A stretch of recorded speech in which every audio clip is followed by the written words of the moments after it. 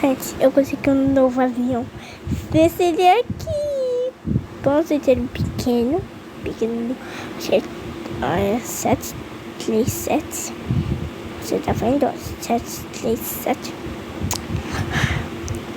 Ó, esse é de cima. E a livre clássico. Bom, pessoal. Sabe o que? Ele é Max. Conseguiu ver dos straps.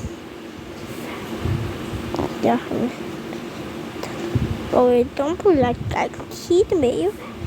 E olha, eles são muito detalhados. Aqui mesmo 737. Essa é a frente. Para rotação. Esse avião não é feito para jogar. Sai da cama. E eu vou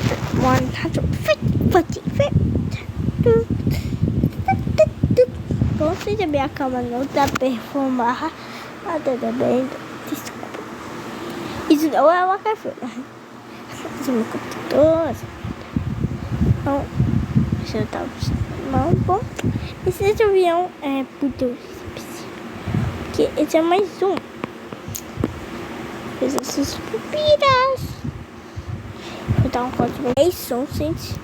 Vocês verem. As pupilas. Essa pupa.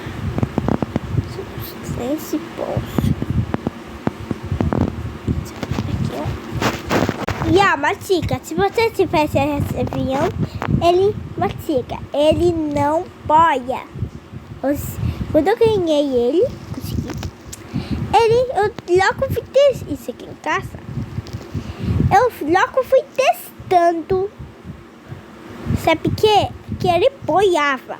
Porque, bom, você sabe que meu Lego e outro.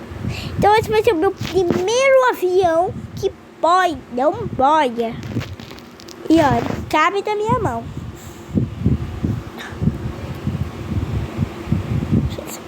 Então, obrigado, um beijo, um abraço e tchau.